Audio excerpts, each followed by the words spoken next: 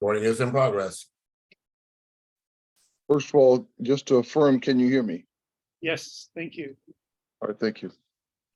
In the name of the Father, and the Son, and the Holy Spirit, Heavenly Father, thank you for allowing us to gather again to contemplate, talk about, address, and perhaps even inspire each other to pathways that might help us secure greater blessings for our nation and our world and those around us.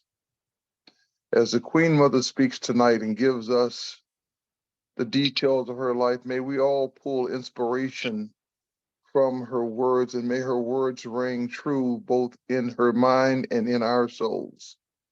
We ask for all these things in your holy name, and we pray, and let us all say together, amen. Amen. Amen. Amen. So friends, I want to say a few brief words of introduction and then invite those who've gathered to say a word of introduction as well. This for me is dedicated to my nanny, raised me from Jamaica, Flo in Florence. And I think that the love in my heart that I found from my blessed Black brothers and sisters was implanted in me by this dear, dear nanny, raised me, Flo or Florence. So that I wanted to say, and though this time around I'm a paler face, I am the founder of the Center for American Studies. It's all American Studies in Concord. And in our first national forum on race in Tuskegee, which was hosted by the city of Tuskegee, by the Tuskegee Airmen National Park, and the president of the university was one of the opening speakers. I basically said, friends, and Ronald McDowell, who's with me on the phone, was there as well. I basically said, friends, that if we look at the history of our country and think of it not just as a story, but as a drama, then scene one was a virtual tragedy. That is the near annihilation of the native peoples of our land. That if a redemptive impulse did not come with scene two, I'm not sure the show would have continued on the road. I'm not sure we would have had a future worth envisioning. I'm not sure the holy flame of the heart would have stayed lit. And I believe that redemptive impulse came from stage left, from Africa, those Africans and African Americans who understood what Dr. King meant when he said, unearned suffering is redemptive. Redemptive. That is, it makes good. And Bernice, Queen Mother Bernice, exemplifies that in a way that's as remarkable as her roots are simple. She told me this morning she was conceived in violence out of a rape. She experienced her mother murdered in front of her at 8, and so she had to raise herself with the Lord. As soon as she could work, she was working for 25 or 50 or 70 cents an hour. She managed to scrape together in time enough to buy a farm and a forest. And she now is the Queen Mother, as we'll go into, for thousands of Black farmers. So for me, Queen Mother Bernice Atchinson exemplifies these words, unearned suffering is redemptive. And we have a wonderful opportunity tonight. And I can say, Bernice, I know some of these people, including the first one I'm going to introduce, because I'm going to ask each person to say a word about themselves. This is a circle of people that can finally crack that nut you've been up against on behalf of many, many Black farmers, and not just Black farmers, for decades, with the most just of causes and no success. with those here, a retired general, and now the first person I want to introduce and invite her to say a word. I believe we can crack this nut. So let's go around, beginning with Marcia Capertino, and introduce ourselves. And if people wish to come off so we can actually see you, that's all the nicer, but whatever people wish. So Marcia, would you start and introduce yourself? Then I'll invite the person I'm speaking with on the phone, Ronald McDowell, to say a word about himself, and we'll go around, and then we'll invite you, Queen Mother, once you've got a feel for who's listening, begin to tell us your story. We hope this will be a number of occasions, not just one tonight. It's a long story of 86 remarkable years. So Marcia, welcome. Can you hear us? Can you hear us? Well, we will come back to Marcia. I'm going to invite Ronald McDowell. Ronald, I'm going to put the phone up to the computer, so the louder you can speak, the better. I mentioned Ronald was Michael Jackson's art teacher, costume designer, beloved mentor, and friend. So Ronald, do you want to add to that? I'm going to put the phone to the computer. Yes, I don't have a lot more to add to it other than, yes, I was responsible, and the truth is always to understand. I did convince Michael to start helping poor and innocent children. I was a child when Michael then hit the world stage with their music at Motown, and it inspired me. So I know there were millions and millions of other children through Michael's gift and talent could also be inspired. And I went to Hollywood out of the 12th grade and became Michael Jackson's art teacher. I was 17 when I got to high school. Michael's father hired me as his artist. I'm sorry, Jackson Enterprises on Sunset Boulevard, Hollywood. And Michael and I became friends first, and then he asked me to be his art teacher, which I obliged to do after several times of him convinced me that it was okay to teach a famous person like him.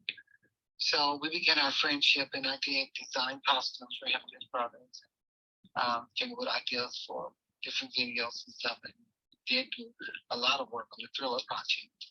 And so, and I left there and moved to Alabama, where I started working with the SCLC, the NCC, and NAACP, and doing all the portraits for the Alabama State News Hall of Fame with people like Hank Williams and Nat King Cole, Dinah Washington, Tammy Wynette, Sam Phillips, who became a real good friend of mine, explained to me how rock and roll started with Tina Turner's husband, Ike Turner, wrote Rock in 88 in 1952, and it was the first, but always #1 on the hit parade.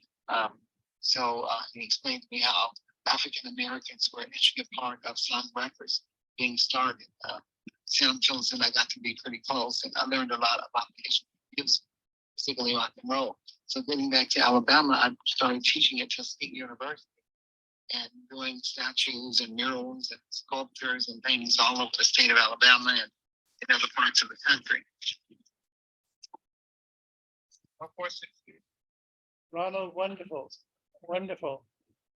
Friends, this is most unusual. Ronald doesn't speak much. He's an artist, but after his last exhibition in San Francisco Bay Area, he told me that when he saw the look on the children's faces, he finally realized he needs to speak, and he needs to recognize the gifts that God has given him and give them away. So the fact that he shared as much as he has is most unusual, but it's Ronald coming into his own. Indeed, Michael said to Ronald at a red light in Hollywood, Ronald, there's only one person I've met who's going to be bigger than me. That was Ronald. Well, who knows what the gods have in mind, but let's continue around the circle.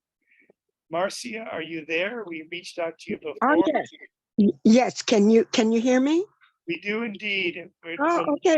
Hi, everyone. This is Marcia Capertino. I'm part of the 2024 White House Political Appointee Division and also the director of the international firm CAG, which is Press, Publicity, and Media, part of the team for Who Speaks in America and Why. If you speak in America, you are probably coming across my desk.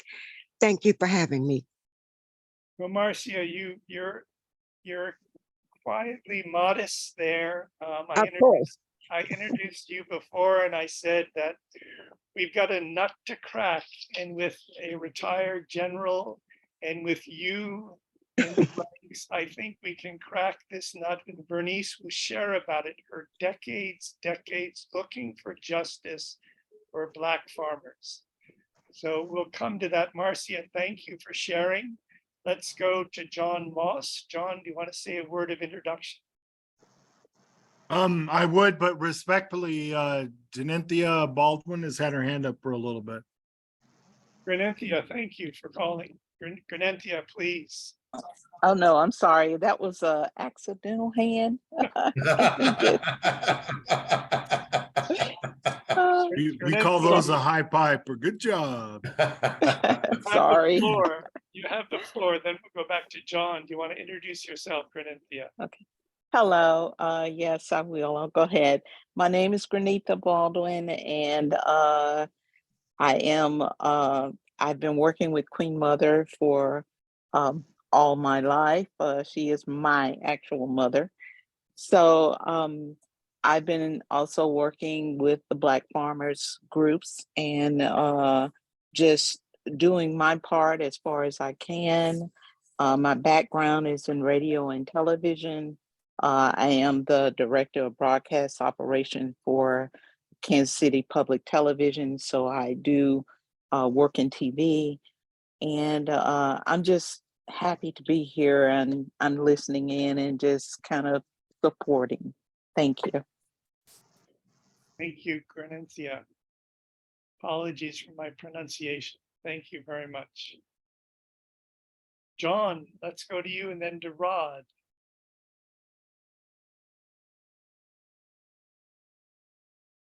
Can you hear us now? Thank you. Yes, I just needed to unmute.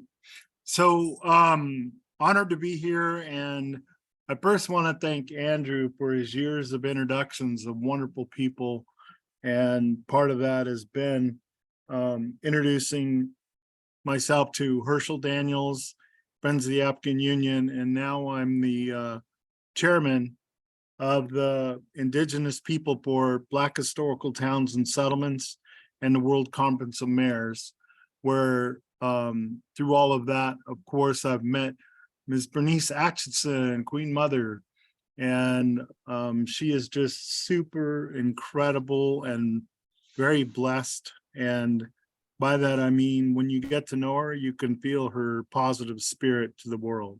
So thank you for that. So I am the grandson of Michael Martin, Chief Silver Moon of the Caddo Indian tribe. That's his picture there when he posed for Chief Tablets back in the 30s. And so with that, my whole life, I've been working with Indigenous people around the world because we face a lot of similar challenges in society and people not recognizing some of the horrible genocide and tragedies that have happened, yet how respectfully we've been, with Creator's love, still pulling positive attributes and moving forward, and we're still here, all of us. So I encourage us all to continue to do that. So I oversee a nonprofit that I founded, which is CASC Community Development, but also part of that is Native American Trade Information Office, where we're doing and reaching out to countries all over the world, people of color. And with that, we also, and communities. So with that, we work to help bring economic business development and self-sustainable solutions in glory of Creator with the holistic approach. And my main background has been in housing, banking, finance, and financial literacy is an important part. The book I'm holding there is The Millionaire Loan Officer that I wrote. And I'm the only real estate mortgage trainer in the entire United States ever to get a letter of recommendation from all the top banking associations on my 30-year proven system is ethical and non-predatory lending. And with proper communications, it's helped thousands of people become millionaires, and hence why they signed up on my title. And I open that up to help anyone and everyone. I do also want to say, I don't know who the first speaker was. Who was that? That was Ronald McDowell, Michael Jackson's art teacher and costume designer, and mostly beloved mentor and friend. So along with that, on our board of directors is John Wilson, who was the manager from Sly and the Sticks, manager for all of the Jacksons, and is still very closely working with them as we are in our work that we're working towards as well with other nations and communities with Black Wall Street, which is where I had the honor of meeting in person Queenmother Bernice Atchinson. And it was great being able to give such a wonderful person a hug and feel her spirit and talk to her personally. And with that, that's me just briefly, sorry. So if I went on too much. John, thank you. Thank you very much. Rod, Yeah, Rod Bradshaw. I'm in the state of Kansas, and I'm a Black farmer out of the state of Kansas. Thank you. thank you, Rod. Thank you very much. Galaxy Note 9, do you want to say a word? Rod, you forgot to say you're a radio DJ with that voice too.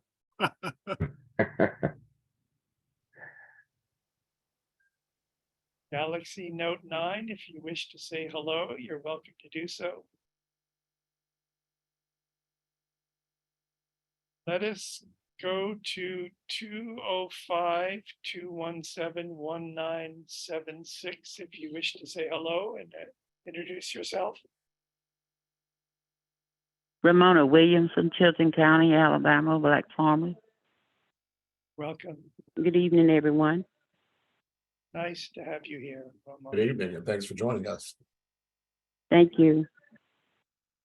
So let's go to Andrew Williams Jr. and then to Arnold Gordon Bray, who will be the first respondent to what Bernice offers us after Bernice speaks. So Andrew, a word of introduction, if you wish. Oh, thank you. I'm Andrew Williams Jr. Most of you know me here, as I've been a part of the Friends of the African Union since 2012. And so I do all I can as the co-director of the Bermuda Americas Friends of the African Union. But I'm here as normally providing the platform and host for AndrewNetworks.com and the AHIABGA-TV network on the New World Network. Thank you very much. Andrew. And Arnold.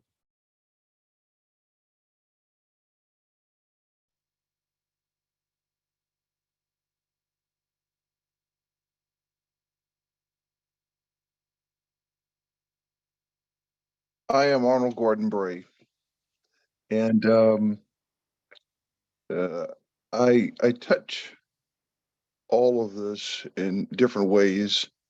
To Mr. McDowell, I will tell you I am also an artist, and but to be fair, I have squandered one of God's great gifts, and I unabashedly say I have been blessed with many gifts. And but art's one of them.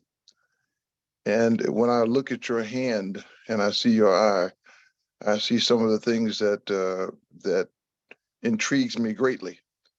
To the young lady who's from Kansas City, I was awarded an art scholarship to University of Central Missouri, which is what got me into college. And I played basketball once I got there. And then afterwards, I did 35 years in the military. And I kind of put it to the side because I love the structure that was provided by it. I'm always in awe of those who can grow things from God's earth. So to all the farmers, you have obviously my deepest appreciation.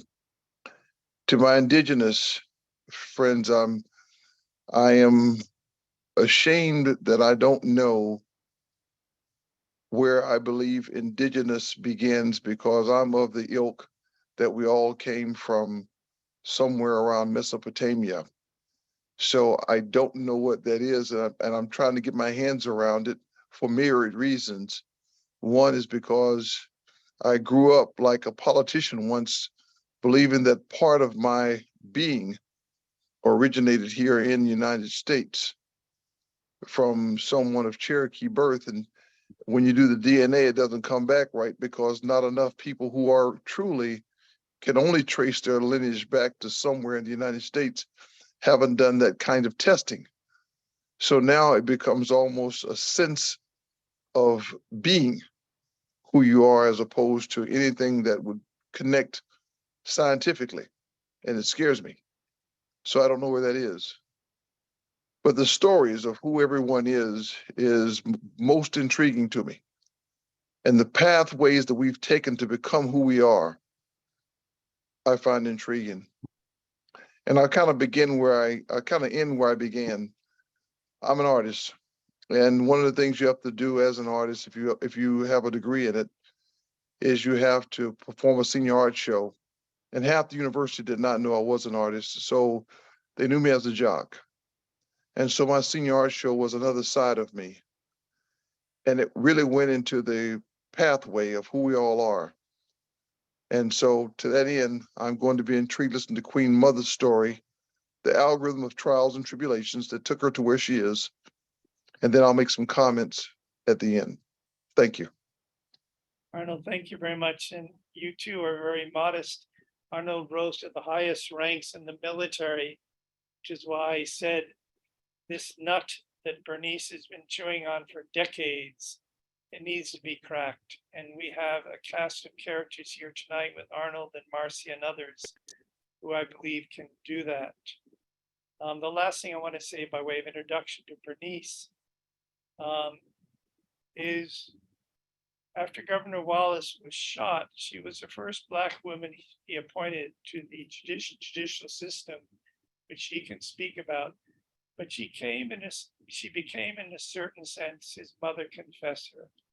Perhaps Bernice, and what you have to share, we'll hear of that. But a warm welcome.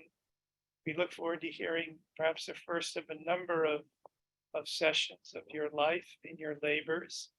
So the human dimension can come to the fore, the spiritual dimension, the religious dimension, that will fortify us in cracking this nut, because that's the bottom line.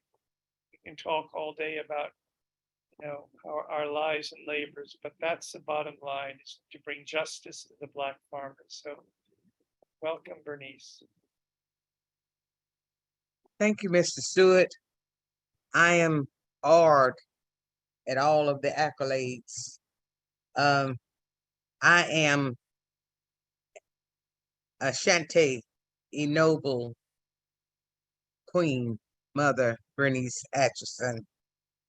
I am a Pickford 1B claimant, a court-appointed representative of over 66,000 claimants in the successful historical Pickford versus Glickman class action case, rejected by the court.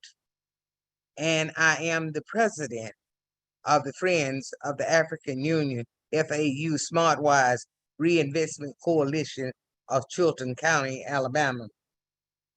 I have been so gifted by God. He has made me a mother, a homemaker, an artist that make many types of things, a businesswoman, in-house assistant nurse that deals with gunshots, wounds, deal with stomach cancer, deal with mental illness and other types of ailments that people have.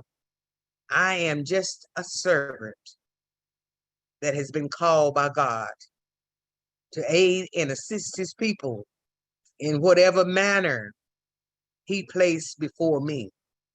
And I have not rejected one thing that he has placed before me. It has been hard. It has been a long journey. It has been exciting. It has been depressing. It has been deliberating all down through these many years.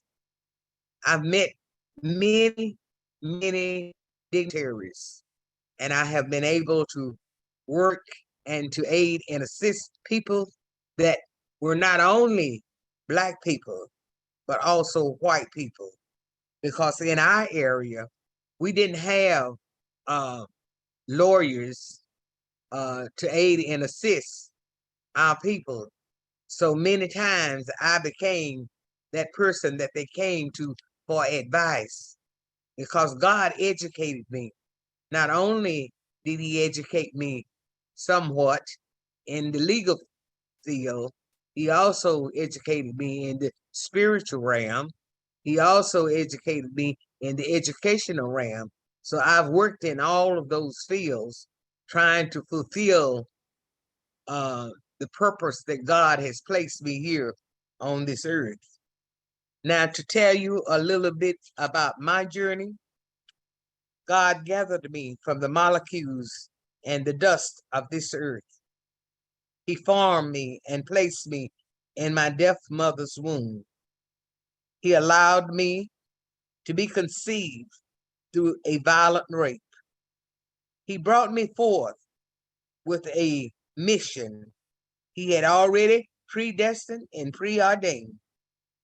He has kept watch over me as he prepared me to live in a cruel society that rejected children that was born out of wedlock. As I grew and forged a relationship with God, he educated me in this world out of books that was in other people's houses and magazines that had been thrown away. He educated me in his word because I always had his Bible by my side. As I read the book and as he educated me in his word, he gave me a sense of who I was. I used whatever that was available in order to gain wisdom and knowledge. I used magazines that was available. I gained that wisdom and that knowledge, and I used it in order to aid and assist others.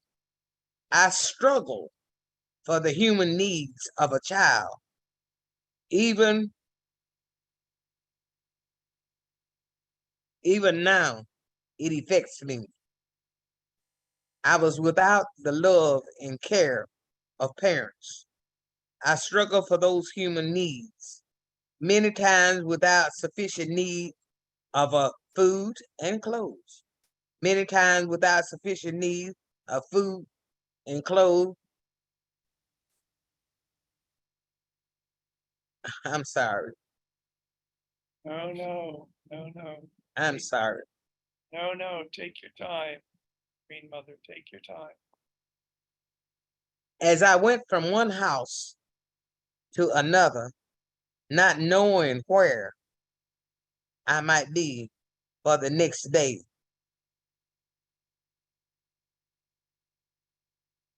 I stayed with people, sometimes for a day, sometimes for a week, and at other times for longer period of time. Many times there was not sufficient food available, and I ate the crumbs from the table, realizing at that time that the substance and the nutrition that was in the crumbs was also the same substance and nutrition that was in the whole of the loaf of bread or the whole of the cake that had been made. I was grateful for whatever I had because it did fill my belly. And I always prayed that this too would pass. It was hard. My mother was killed in a violent murder when I was 8, but God didn't leave me. I always had the 23rd Psalms with me. It comforts me as I read and as I began to understand what it meant and the needs that it could afford for me. I was not afraid. I was always trying to do my very best to satisfy those that I was with. In the shadows of death, I would fear no evil. But God comforted me, and I walked by faith. What He gave me was enough, and I am so thankful until this day for that He gave, because it made me who I am today and what I am. God chose for me a wonderful husband at a very young age. He taught me how to be a good wife, a good mother, and even how to deal with the death of our children. I became active in the church, in the community, in the state, and then I was commissioned to serve in the state and the federal courts, fighting for the needs of our people.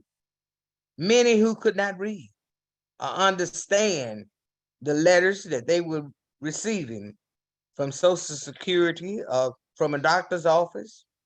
There was no lawyers available in our rural area. So God prepared me to help, and I did what I could. I gave advice, took many to doctors, carried many to Social Security offices, filled out many papers, and gave them the same advice that they would have gotten from a lawyer. I was committed to doing God's will, and I was committed to serving our peoples with dignity and respect. And as time passed, God gave me other duties with public services.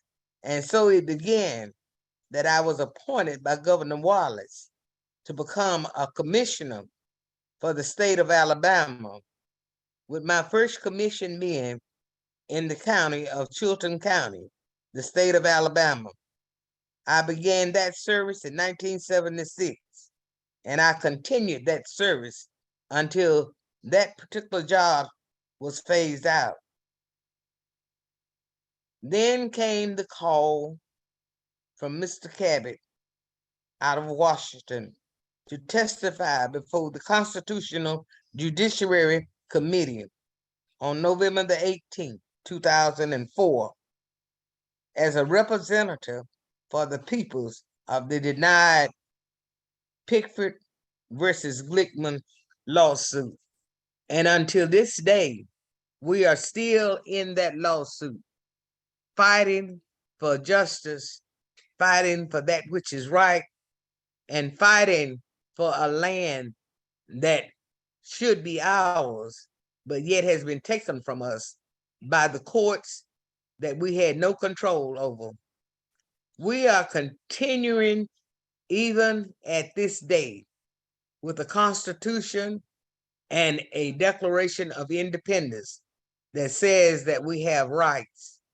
But for me and many others, it is just ink on paper, because it does not serve the purpose that it was written for.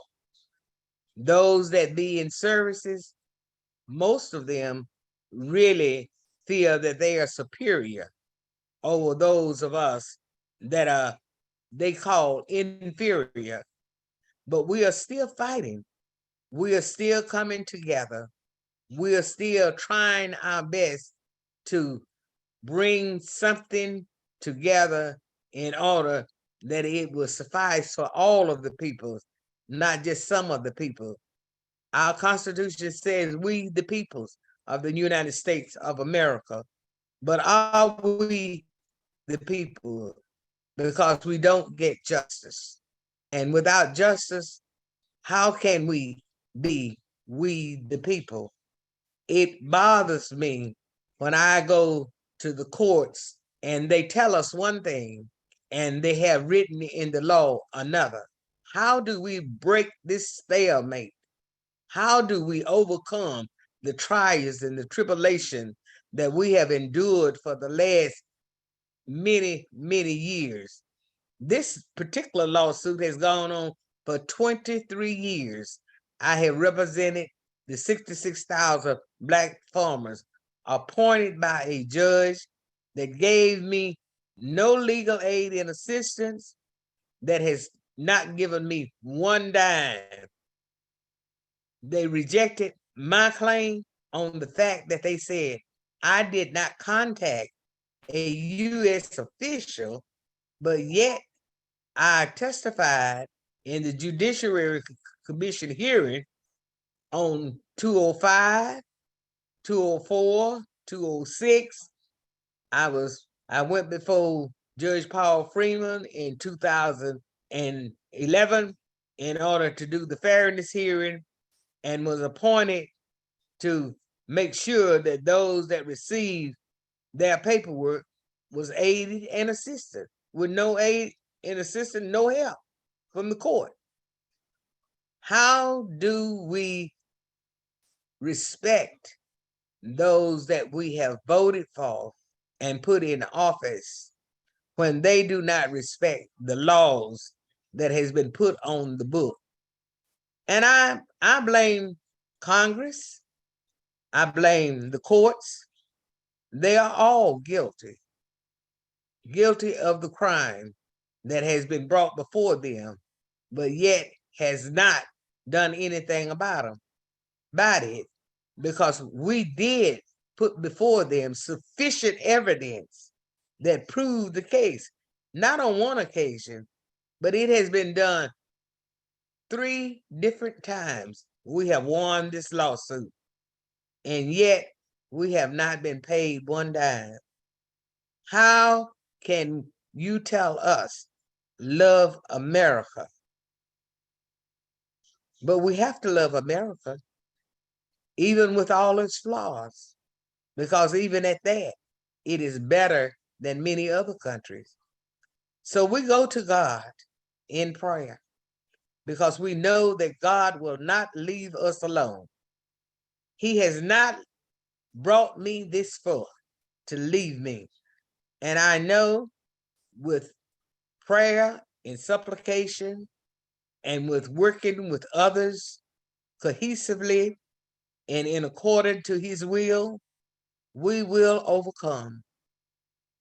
I may not see the overcoming, but I know that our nation of people will overcome, because God's word does not come back void. We cannot allow it to come back void. We have a nation of children that are coming up that has no rights. They have no rights. The books say that they have rights, but they have no rights.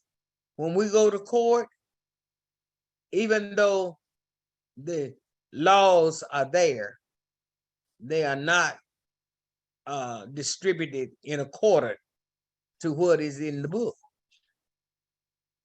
If the judge had a good day, you might get a good outcome. But if he had a bad day, look out. You might just suffer. And this is not right.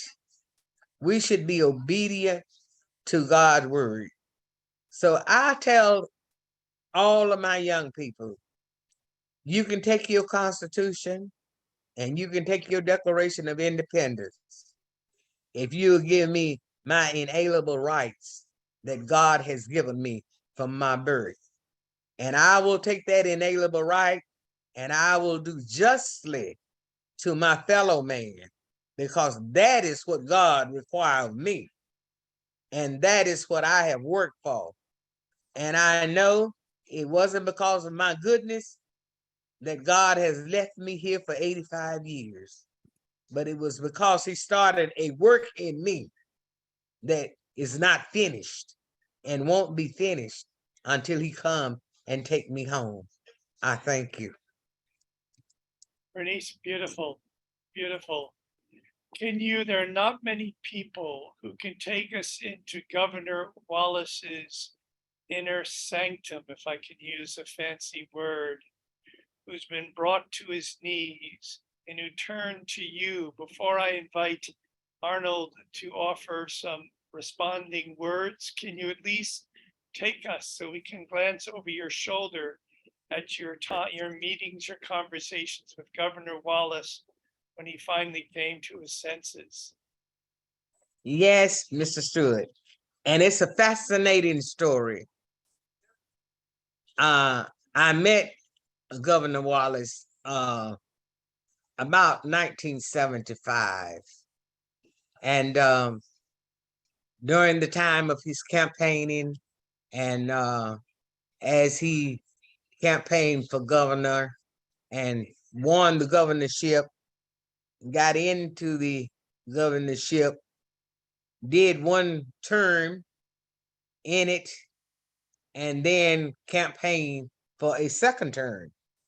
And as he was doing that second term, it came segregation to the state of Alabama when all of the schools were to be segregated. And if I make no mistake, it was something like 1955. He stood in the door at Tuscaloosa. We all talked about it, and we all thought how disgraceful it was, because we realized that America was built on the backs of the Black people. There was many campaigns. There was many meetings held, both Black and white. I knew quite a few of the white peoples, and some of them was Ku Klux Klans. But God gave me a way of doing and of a way of respecting others and making sure that they respect me in return. So me and my husband didn't have problems with the peoples really within our district. We may have had one or two encounters, but they was resolved quickly without any incident. So in 1976, I believe it was, in the fall of the year, the job for commissioner came open, and I was working in the campaign for Richard Shelby and Howard Heflin. We had an office in Clanton, and of course, I was the only Black person that was working in the office, working in their campaign, which everybody thought was crazy. But I was there to learn, and I was commissioned by God. So he took all fear away from me. I had no fear. So as we went through that year and Governor Wallace got shot, after he came out of that and began to move around again in the state in a wheelchair, his son was with him. He had one specific meeting that we had in Chilton County at the Chilton County Hospital. And he and I were in one of the rooms because both of us was to speak that night. And as I talked with him, he said to me, Bernice, I know that I have done things that was not right. But you know, getting shot opened my mind and opened my heart, that I see things different now. I know that some of the things that I did were not supposed to be in accordance with what God wanted me to do, but I did it anyway because it was my job. It struck me funny, he says, it was my job. And I said to him, I said, Governor Wallace, you mean to tell me that what you did was because it was your job, not because it was something that you really wanted to do? And he said, no, it wasn't really something that I wanted to do, but it was a part of my job. It's a part of status. And it was something necessary to keep our political party together. I said to him, well, I need for you to help me to understand what you are saying, because I have not had the privilege that you've had, which were to go to school and be brought up by loving parents and have all of the good things of life. So I need to understand what you were saying. He said, well, when you began in the political arena, there are many choices that come before you that may not be exactly what you believe in, but it is what the group believe in. And therefore, you go along with what the group decide that they want. I know when I stood in there, I knew when I stood in that door that those children had a right to education, just as my son had a right to education. And his son was standing there. He said, but because of the state and because of the laws that has been imposed here in the state of Alabama, I stood in the door because it was legal. It was legal for me to do it. So I did it. Yes, when we look back on it now, it brought challenges. And yes, in time, we overcame those challenges. But we overcame them at a high cost. But before he died, he realized, I had another conversation with him. He realized the high cost that was. And he realized what part that played in the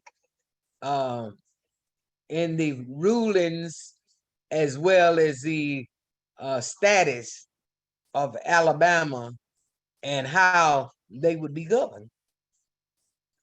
So I tell people all the time, be careful how you judge people by looking at them from the outside, because you don't know what God is doing on the inside. And I truly believe on the inside, he had a stirring of his heart. He was haunted by some of the things that he did.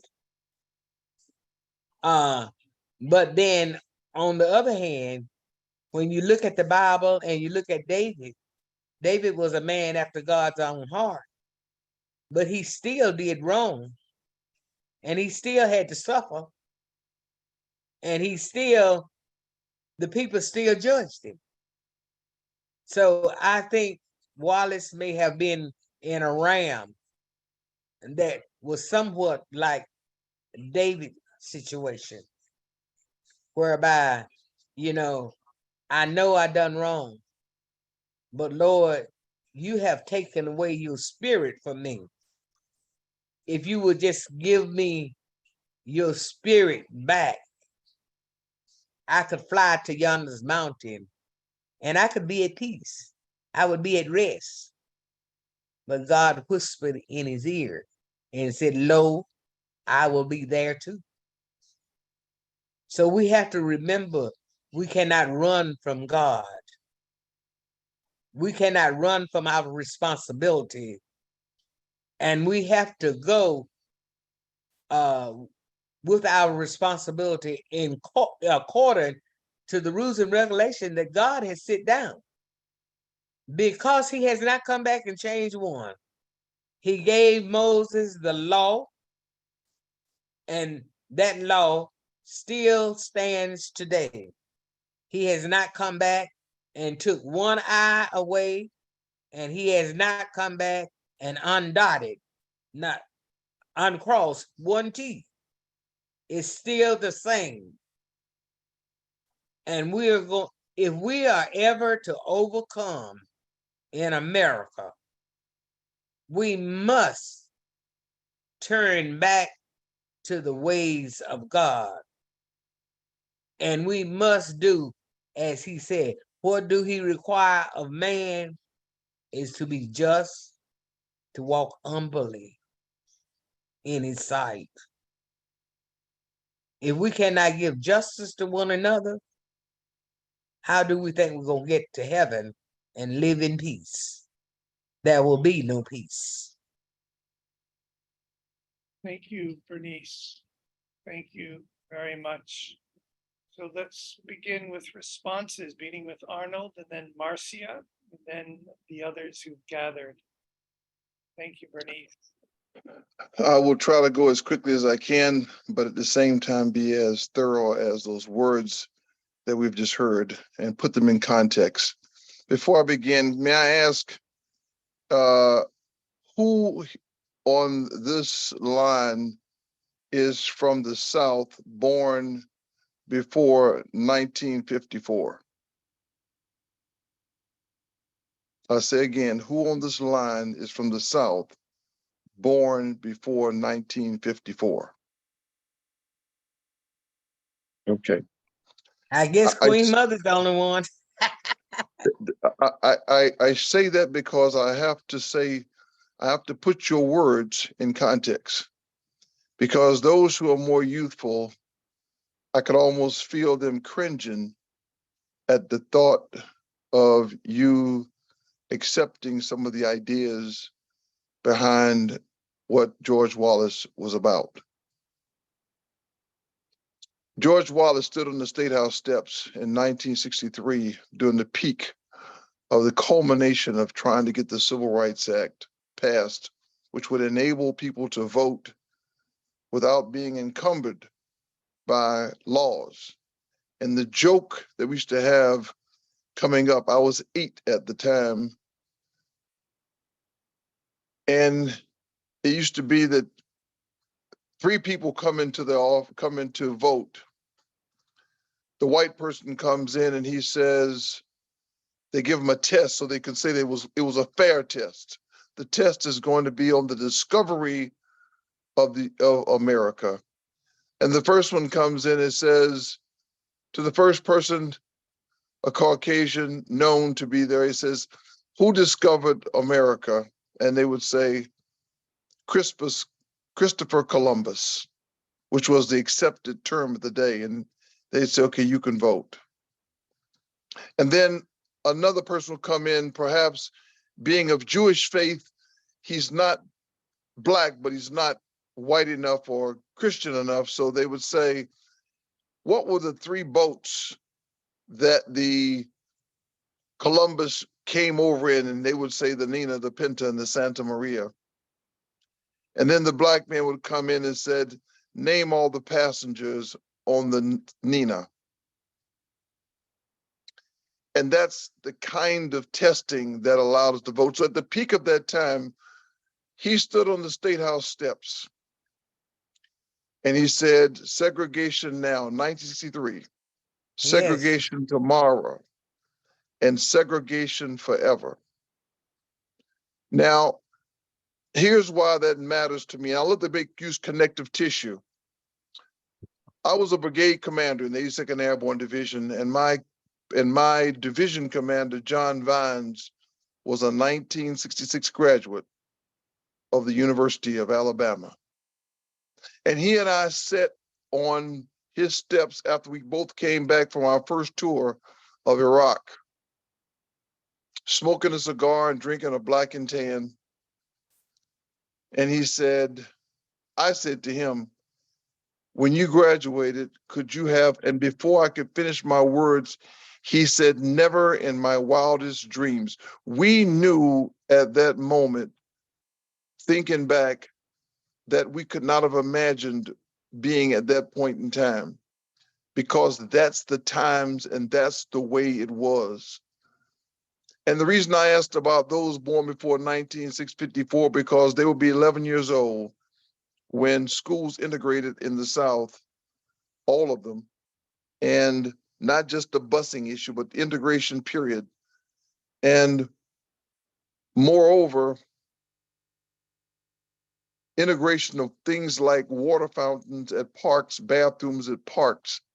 And so I asked myself, what was I thinking? Because just like Bernice was saying, Queen Mother, she was telling you something without telling you something, is that our brains were numb. We knew how to navigate. If you're from the South, you knew how to navigate being in that environment. And by the way, I love the term woke because I was sleepwalking, as was Queen Mother during that time period. We didn't understand that. We just did it because the rules existed, some written, some codified, some not, but it was what you did to survive without knowing you were doing it to survive. Now you add that to what you heard in her life. If you add to the top that she was a Black woman and all of the tribulations that she had to endure, nobody gave a crap. She was a woman and a Black woman. And in her process of trying to endure life, she did all those things that she could to navigate. But here is the beauty of who she was and who she is. And if you didn't hear it, I'm going to reinforce it. It's a time-honored tradition of our Lord and Savior is to give you an inalienable understanding that he exists. An inalienable, meaning if no preacher stood in front of you, if no one else stood in front of you, if you searched your brain, searched your heart, you would get to a point to realize that you are a watch and therefore there must be a watchmaker. And in her process, what she told you was she went back to her watchmaker multiple times. And he assured her that she would survive. And that's what I heard from her. And I heard her tribulations, and I also heard her willingness to look at a man who stood on those State House steps. And in 1972, when he was shot, having known him, she peered into him and asked him, what did your inalienable understanding take you to? I'm going to do one clarification for you, if you don't mind, Queen Mother. You said we never changed one thing since God created his commandments. He did make one adjustment. He gave us our Lord Jesus Christ, and he said he fulfilled those commandments. And then he even did something for us to help us with them. He said, first of all, he codified that anything we put in our mouth, that does not pollute or affect our soul. But more importantly, when asked which was the most important commandments, he told them there are two: to love God above all things. That's a clear delineation to put a priority in your life. The second thing he told us was to love our neighbor as ourselves. That's a balance issue because we don't fully understand what love is, but he is telling us when you peer into your soul, don't do something that you would not want to have done to you. It covers all the rest of them and it puts them in context. And then lastly, Queen Mother, I say to you, from all that I heard is a poem that I heard that's not a poem, it's a story, and it's a longer story, but the bottom line was this. It ultimately gets down to the wish of things that help you balance your life out. So in your 84 years, I wish you enough sun to keep your attitude bright. I wish you enough rain to appreciate the sun more. I wish you enough happiness to keep your spirit alive. I wish you enough pain so that the smallest joys in life appear much bigger. I wish you enough gain to satisfy your wanting. I wish you enough loss to appreciate all that you possess. And I wish you enough hellos to get through your ultimate final goodbye. Thank you. Yes. Beautiful words. Thank you. Thank you. Wonderful. Well, friends, let's go around the circle. Marcia, if you're with us, we'd love to hear any comments you have to share.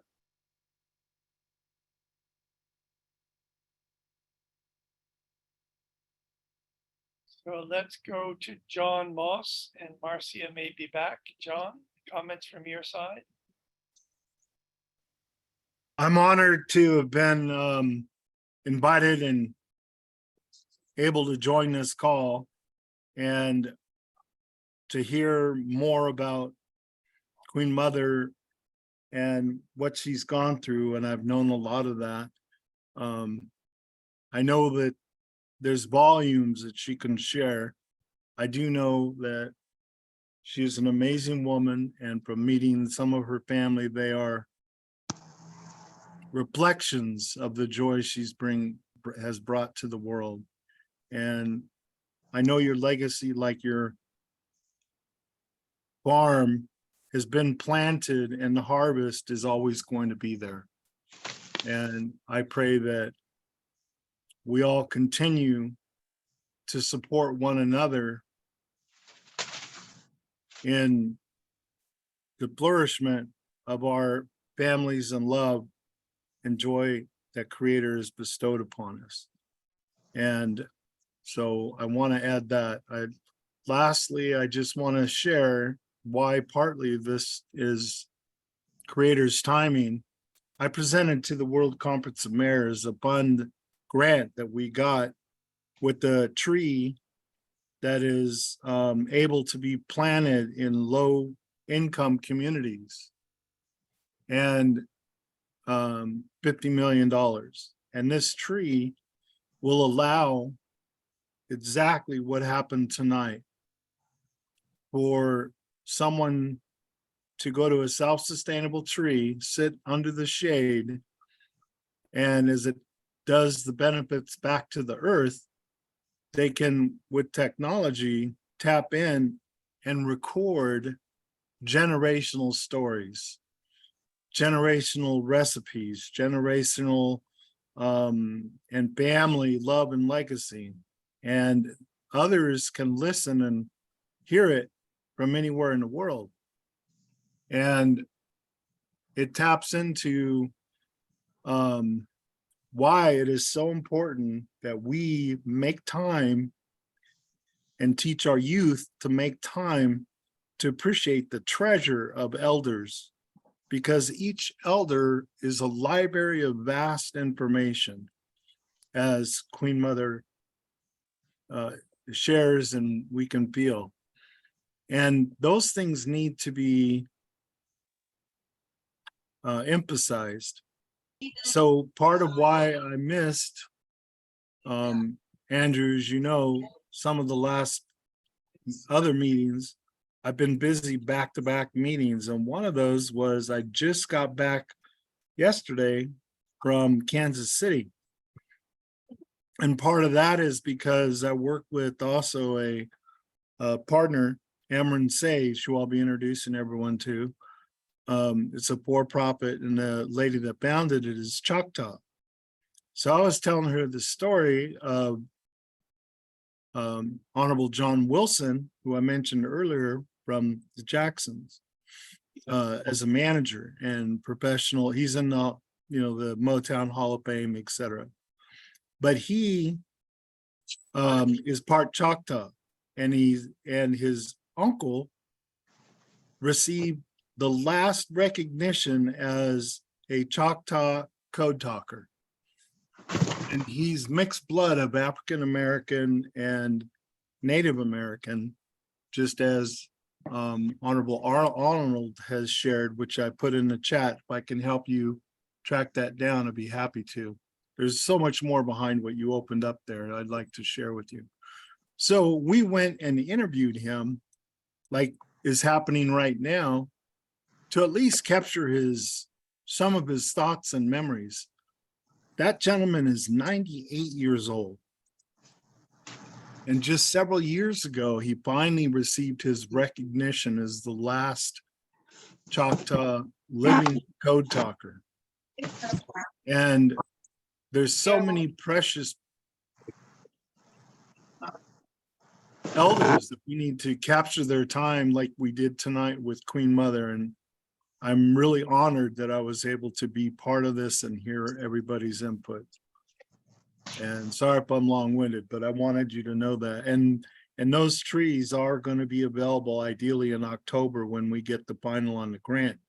And any of the areas we can help put those in, there's no limit. They just have to qualify for lower income homes, but communities, but those can be memorial sites, they can be schools, they can be, Ms. Atchinson's property, Mr. Baldwin, Mr. Bradshaw's properties, and you can put those there and help build more carbon footprint. But at the same time, people can come and share family history and stories about everything. So anyway, I just wanted to emphasize it's so important what happened tonight. Not everyone may realize the tie-in.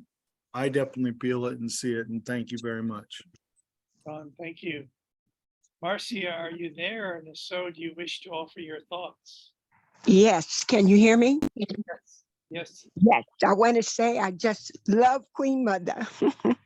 I've never heard of her, and I've never crossed her path, but I want to say she is a woman that has lived the story to tell the story and to make sure we who have heard it can carry that story on. And I want to just stress very quickly and very briefly on the ending of her conversation. And I think it went something like, we need to honor ourselves and be more respectful of ourselves and take the responsibility for where we're going here. And I think the incoming administration for 2024 is very concerned about that, because most people don't know that a lot of the store closings all across America, a lot of retailers just boarding up their premises, walking away with nothing for their troubles. There's some that have said, before we watch these niggas burn this SHIT down and loot it again and destroy what we've done, we're gonna shut it down. Most people don't realize that. They just figure, oh, the economy is so this, the economy is so that. But there's a group of people that have said, you know what, we've offered them free medical, free dental, we've given them whatever they asked for, even got them in the schools tuition free. And this is a thanks that we get. And I'm Sioux Indian, I'm Sioux Choctaw Indian, so I'm not speaking in behalf of any particular race. But before we watch this again, somebody better wake up. Billions looted and burned down, we gonna shut it down.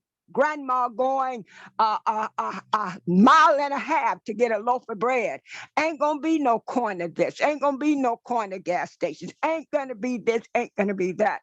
But like Queen Mother emphasized, in the end, we've got to look out the windows of the horizon that we have grown up in. And I just missed that 54 date.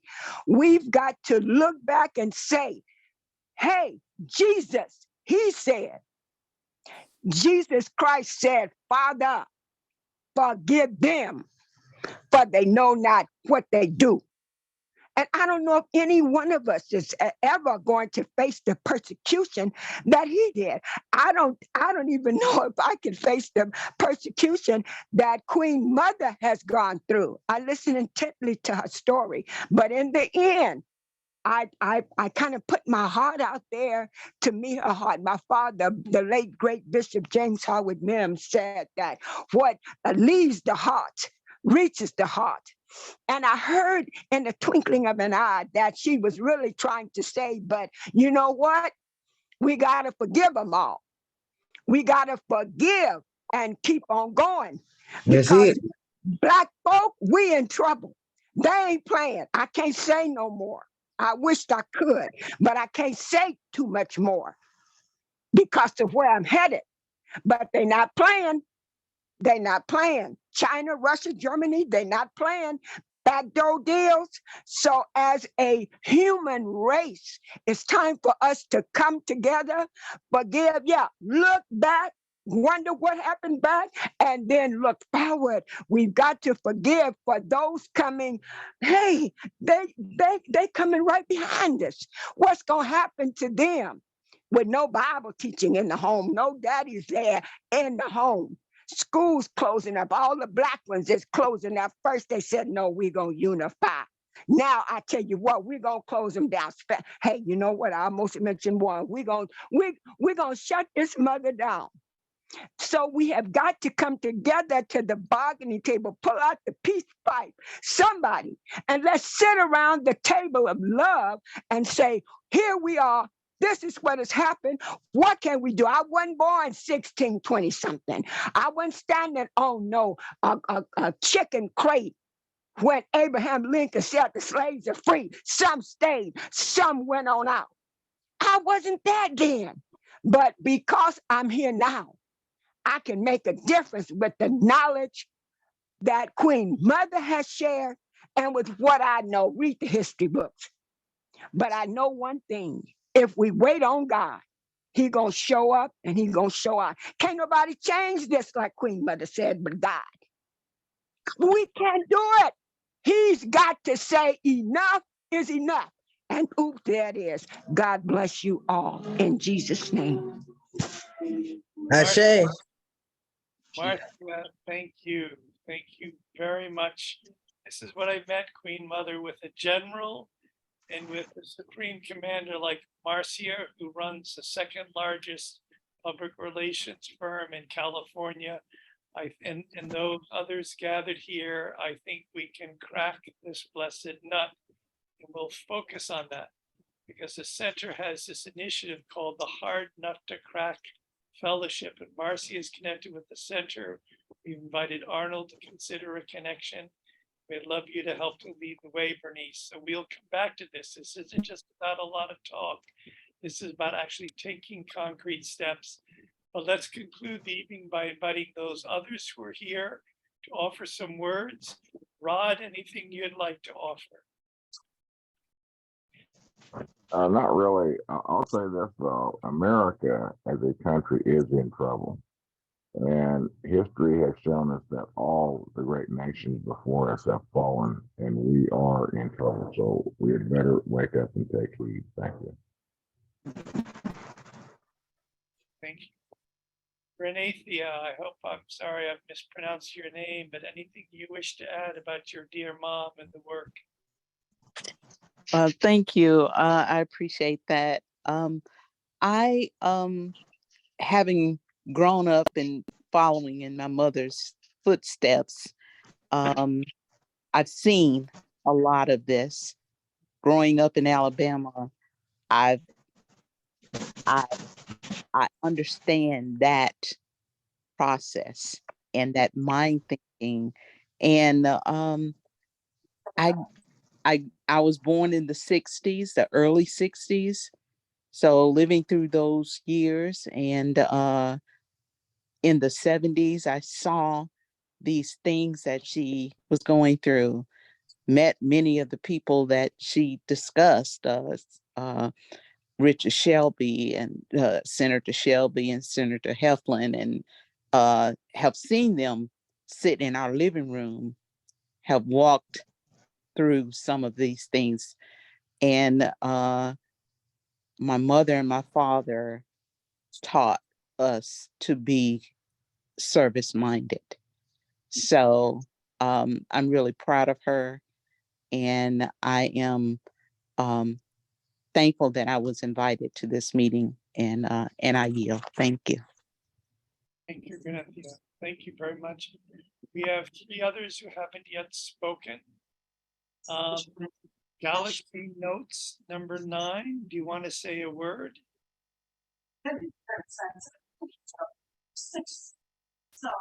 Galaxy Notes 9. So let's move to 205-217-1976. I'm sorry, I forgot your name.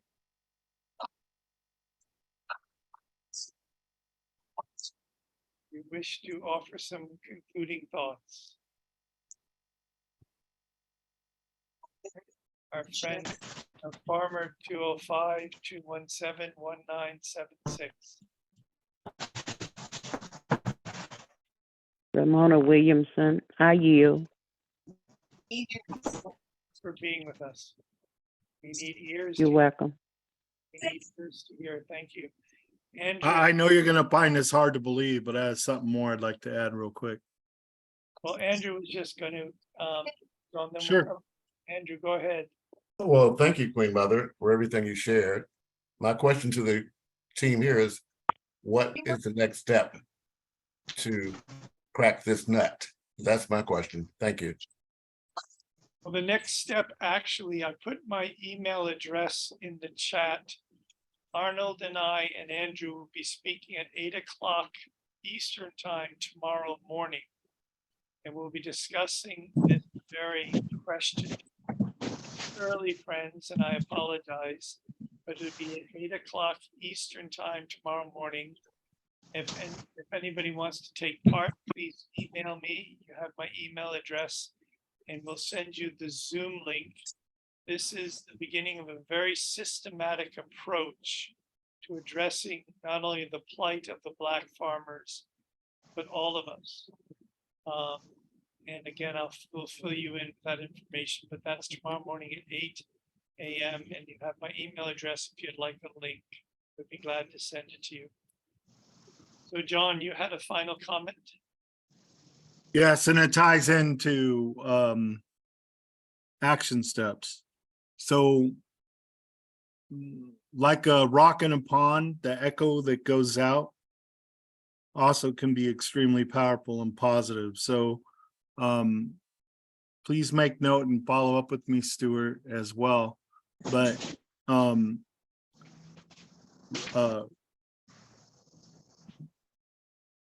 Rudy Armando, who was the founder of out of Washington, D.C., the Hispanic Farmers and Ranchers Association, working with the Black farmers and ranchers and obviously the pickers, etc. And speaking with him yesterday, when we talk about doing what God guides and the right thing, even when it hurts, is how, in respect of my grandfather, I live and try and live, and I know most of us do, but just as an example, they had a hostile takeover against his organization, some people that were trying to do things incorrectly.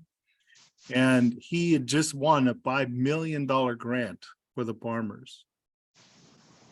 And because of those changes, he contacted the grant awardee or provider and respectfully declined it and gave them funds back because he didn't want anything to do with them. And so he is restructuring their organization, and they are having an upcoming event again in New Mexico. It's their 3rd year, and I spoke for 3 days at one of their events. And I brought up Queenmother Atchinson and Rod Bradshaw, et cetera, with the Pickbird cases, et cetera.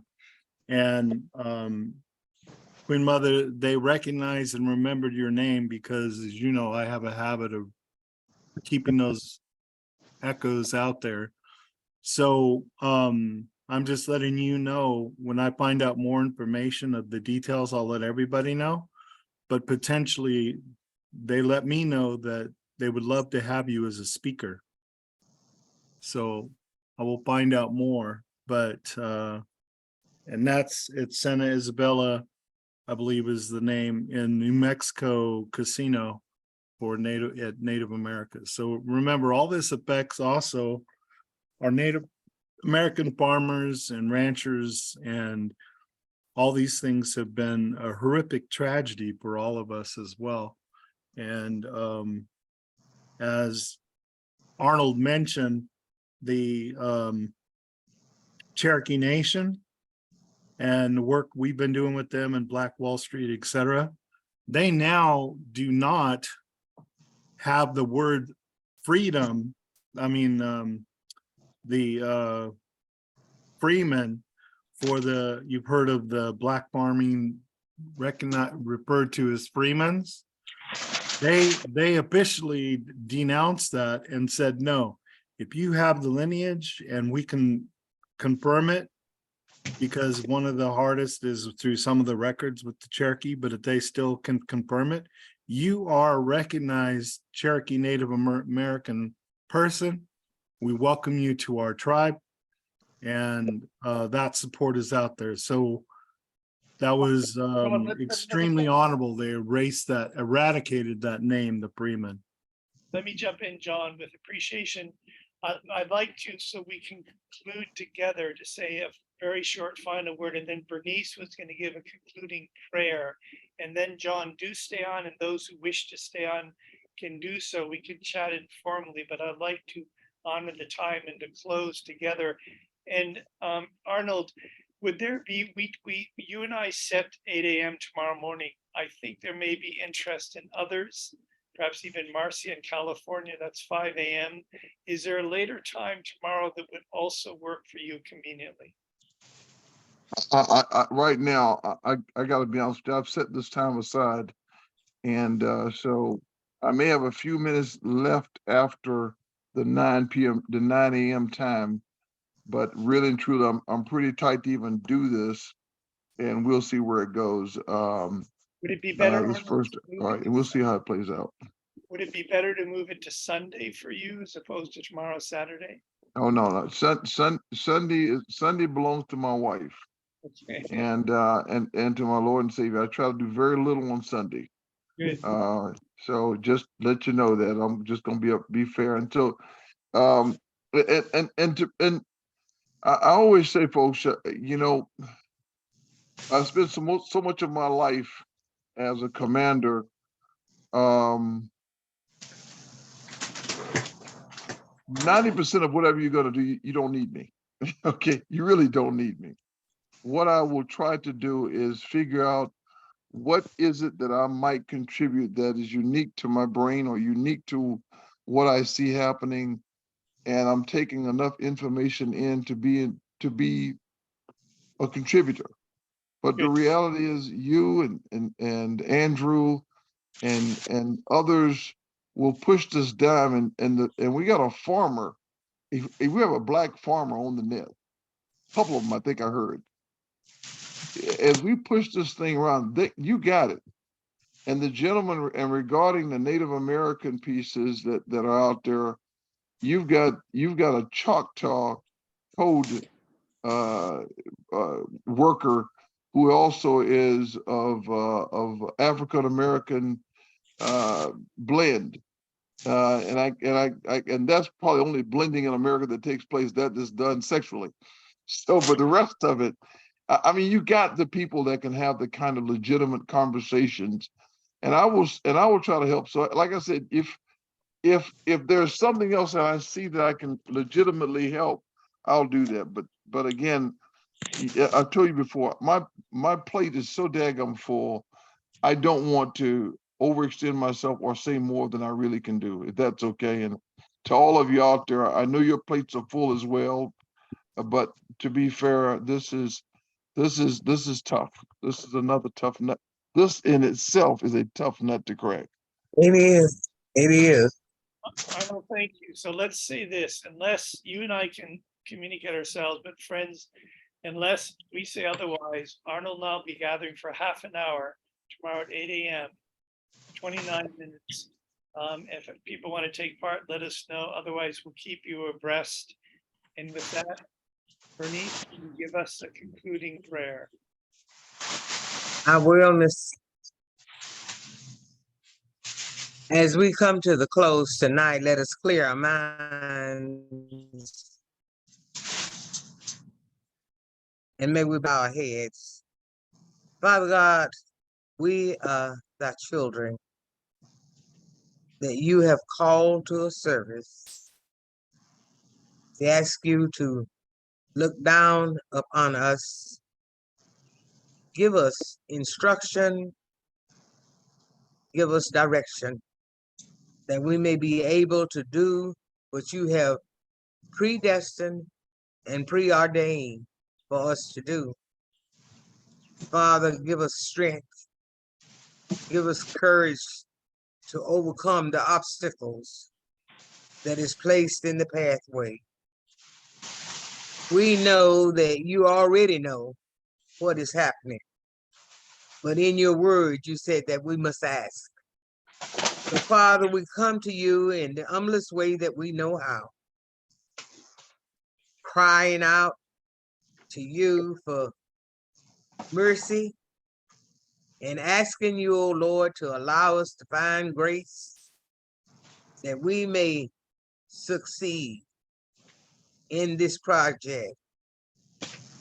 Lord, our farmers has been suffering for a long time. And if there is not a breakthrough, we know for sure that there will be no destiny for them. But Lord, if that's your will, then allow us to have a mind and a heart to accept it and to be obedient and to continue to work in some other form whereby we may survive and continue and give us a chance that we may leave a legacy for our children, our grandchildren, and our great-grandchildren to come. But without you, we can do nothing. We know that, we submit to that, and we ask that you look down upon us, that you keep your hand of mercy stayed over us as we continue to push forward. And may the grace of God and the Holy Spirit of the sweet communion rest, rule, and abide within each one of us as we go. And as I pray, amen. Amen. Amen. Aho. Friends, thank you. Those who need to move on, thank you for being with us. Those who wish to linger a little bit, we'll tie up some loose ends. So thank you very much. Arnold, thank you for your first respondent in your opening prayer.